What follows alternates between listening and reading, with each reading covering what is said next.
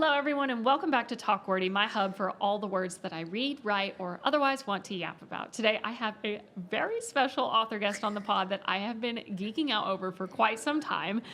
She's the New York Times bestseller of both fiction and nonfiction titles. She's also a podcast host and creator, a screenwriter, and a prominent YouTuber across several channels and over 170 million views. Literal mind-blowing. Are you kidding me?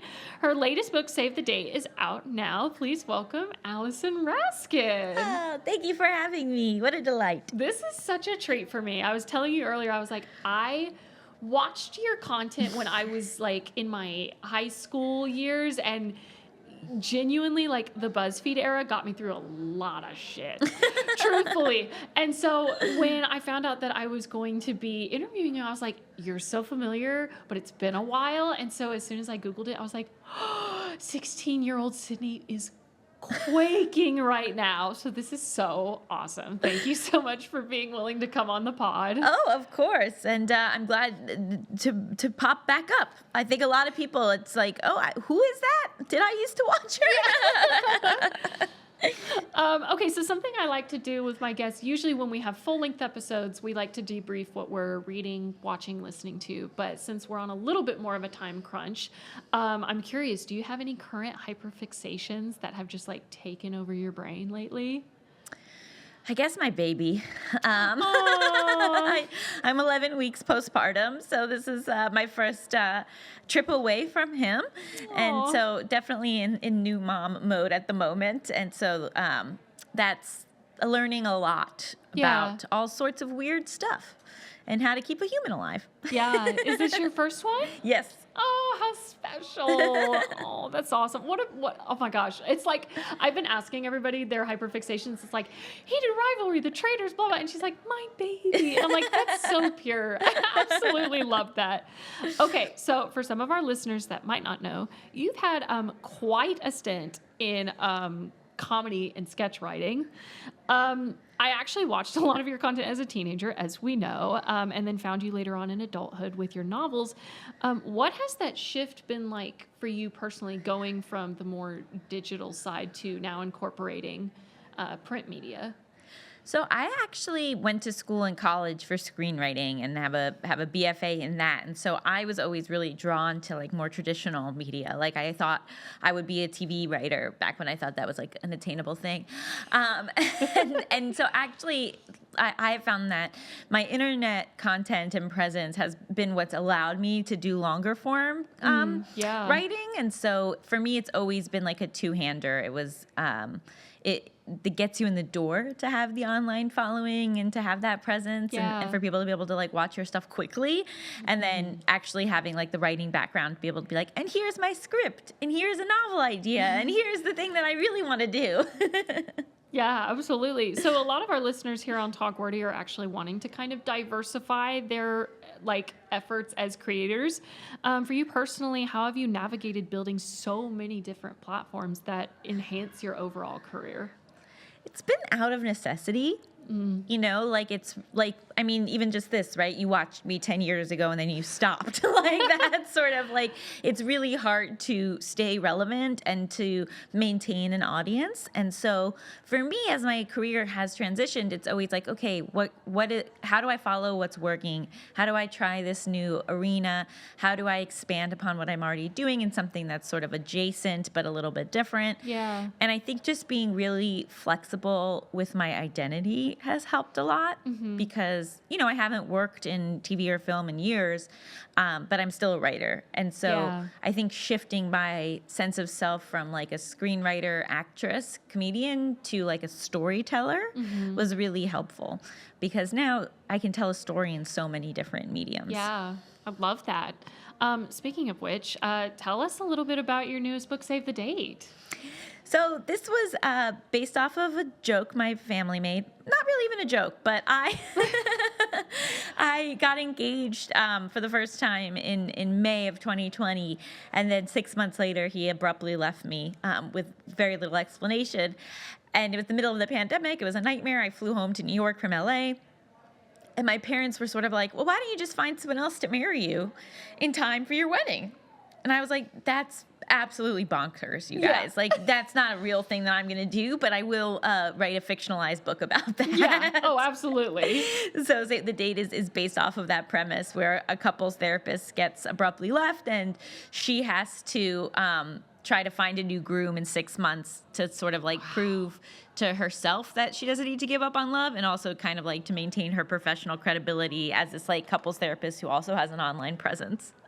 Yeah. Would you consider yourself somebody that's a little bit more jaded when it comes to romance, or are you more of a hopeless romantic?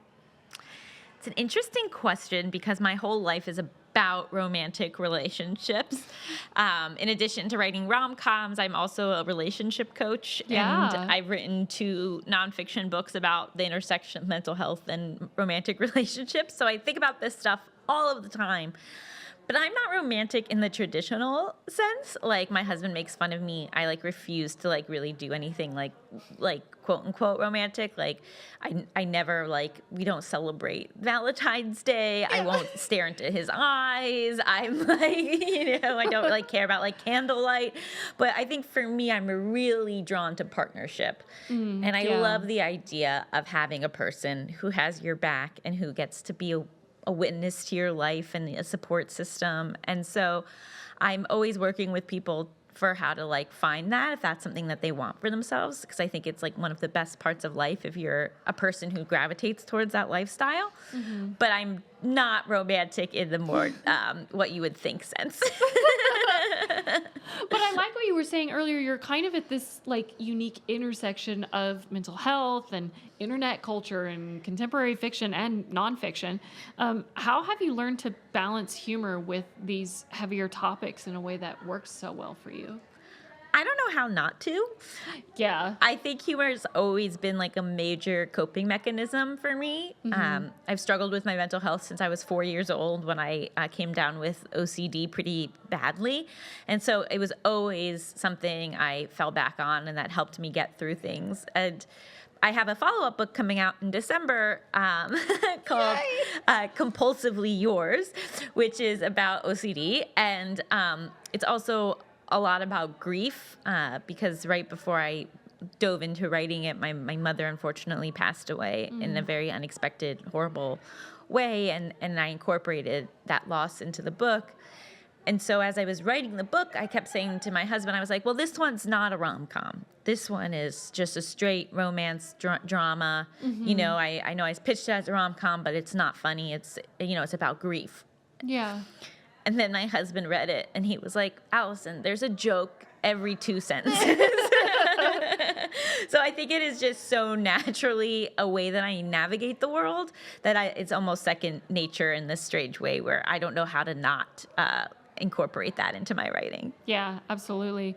I also feel like in many of your stories, there's often a larger focus on female friendships, and it's not always just about the romance, which I love. Would you say that friendship stories are kind of undervalued in publishing, and what would you want like about the stories to be advocated more for? I think that friendship is a vital, and I think that one of the potential downfalls of the romance genre is this idea that one person will be your everything, and that if you just find your partner, then everything will work out, when it's really important to have a bigger support system than just one person. Yeah. Like, your partner can be so much to you, but they can't be everything. Yeah. And we really need to have like those other people to go to, and our friends and our family and friends who become family and all of that. So it's also just like a something I think I just like kind of naturally tend to incorporate. Yeah, absolutely. What do you think was the biggest difference for you in approaching your nonfiction books versus starting fiction writing? I sort of knew how to write nonfiction better.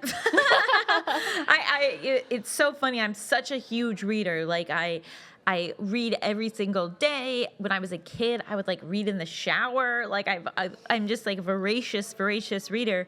But for whatever reason, starting to write fiction, it was like how does that work? How does tense work? Like, what's dialogue? Like, I had this background in training in screenwriting, but I didn't necessarily have that in prose. And I think with the nonfiction writing, because I had been writing essays for a long time, first on Patreon, and now I have a Substack called Emotional Support Lady, I was like more comfortable writing nonfiction prose, and then switching to fiction for this bad boy. It was like it was a bit of a journey, and almost just like the bigger stuff, like characters, dialogue, plot came easier, but then like the smaller stuff my editor had to be like, and we don't need another she said, or like just like the nuances of making it really readable. I think was a journey, and then writing the second book, like you can already tell that things are coming a little bit more easier. Yeah, it's just all about trial and error. Yes. So you're just kind of getting used to it a little bit more. So with you being a voracious reader, I'm curious, like, what kind of stories do you want to see more of in publishing, whether that's like the style of stories, or even like what kind of representation you want more of in fiction books? Oh, I feel like we have so much good stuff, Yeah. Like I think that it's really lovely that there's so much for everyone. I'm someone that loves like a really good thriller, and so I'm always looking for a thriller that's also funny. Like I loved that book, Listen for the Lie. Ooh. Which was, I believe that's the title, I might be butchering it, which was like about like a podcast host who was like investigating this own disappearance she'd been involved in, but it was just so like delightful and funny and wry and all those things. And so I'm always kind of like looking for books like Listen to the Lie. And then if you could wipe your memory and reread your favorite book for the first time, what book are you picking up? Oh, no. I know. Well, okay. Here's the thing. I'm going to not answer your question. You're like, actually, no. Because I'm not going to pick one book. I'm going to pick a series that I'm a fanatic about, which is Louise Penny's Inspector Gamache series. Oh, I've never heard of that. Wow. Oh. That's pretty wild. It's a huge 20-plus book series. Oh, my gosh. From this amazingly prolific Canadian author, Louise Penny, and it's like a running joke, like how obsessed I am with these books. I made a whole YouTube video about Inspector Gamache with my husband because he's had to like limit the time of year that I'm allowed to read it because it's all I talk about when I am reading it. And then one of the audience like forwarded it to her mom, who then forwarded it to Louise Penny, and then Louise Penny included it in her newsletter, and I was like losing my mind. Oh yeah, I was like, well, this it doesn't get better than this. So I would pick the Inspector Armand Gamache series. Okay, I'm gonna look into that a lot more, because if you would want to go back and reread 20 books in one single series, I'm like, I have to know more about this immediately. I read them out of order, and so there might be like one or two I didn't read, but I can't really figure out which ones it was. Love that. Okay, so at the time that we're recording this, we are at LoveLitCon, but by the time this airs, we obviously won't be. Sad tear. I'm already missing it, even though we're still here. Tell our future listeners where they can find you online, or if you've got any upcoming events. Oh, yes. I'm all over the internet. Yes. You can find her pretty easily. But all my info is at AllisonRaskin.com. If you wanted to work with me as a relationship or mental health coach, there's also my Substack, Emotional Support Lady, where I do a lot of nonfiction writing about mental health. And then you can get Save the Date anywhere books are sold and pre-order Compulsively Yours the same way. Yay! I'm so excited for the second book. Oh, thank you. Absolutely thrilled. But yeah, there you have it. Thank you so much for tuning in to Talk Wordy. And my thanks again to Allison Raskin for coming on the show. Thank you for having me. This has been so fun. Don't forget to follow the podcast on Instagram at Talk Wordy Pod. And I will see you in the next one. Bye, guys.